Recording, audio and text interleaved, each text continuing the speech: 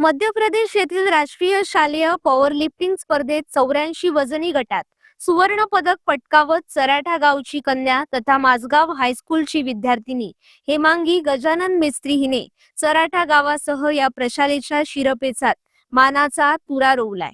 या निमित्त हेमांगी मेस्त्री हिची शनिवारी सकाळी चराठा ते माझगाव पर्यंत ओपन जीपद्वारे दोन्ही गावातील शाळकरी विद्यार्थी ग्रामस्थांसह भव्य मिरवणूक काढण्यात आली।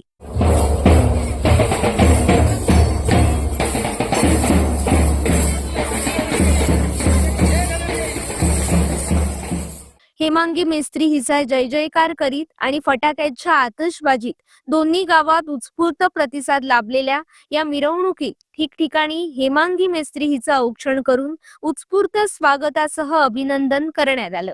दोन्ही गावात झालेल्या या अभूतपूर्व स्वागतानं हेमांगी मेस्त्री अक्षरशः भारावून जातानाच तिच्या डोळ्यामध्ये आनंदाश्रू तरळले।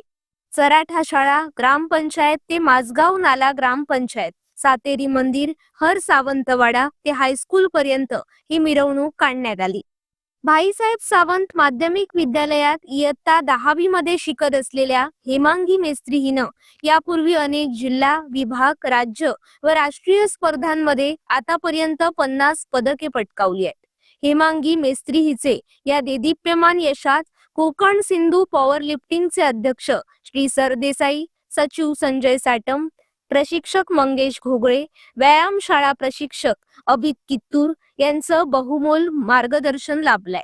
हेमांगी मेस्त्री ही सावंतवाडी होमगार्डचे पलटण नायक गजानन मेस्त्री यांची कन्या असून तिचे विविध क्षेत्रातून अभिनंदन होत आहे।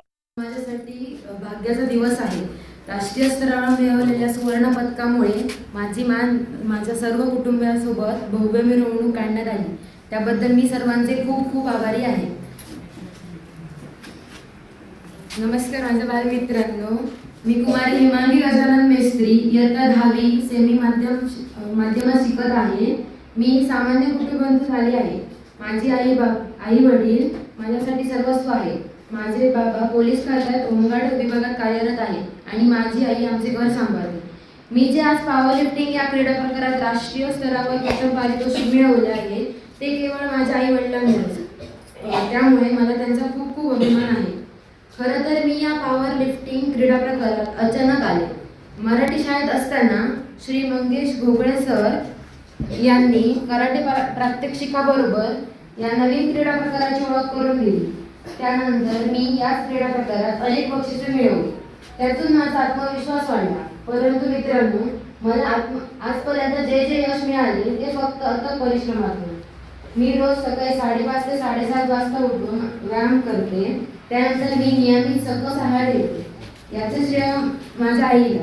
नंतर मी माझ्या शाळेची तयारी करते। शाळा सुटल्यानंतर देखील मी पुन्हा एकदा व्यायाम करण्यासाठी जिमखाना मैदान येथे असते। नंतर घरी आल्यानंतर 8 वाजता अल्पोपहार घेऊन नंतर मी अभ्यासाला बसते। आतापर्यंत मी सांगली, सातारा, कोल्हापूर, सोलापूर, मुंबई, गुजरात, मध्य प्रदेश सर्व ठिकाणी पॉवरलिफ्टिंग क्रीडा प्रकारासाठी गेली आहे।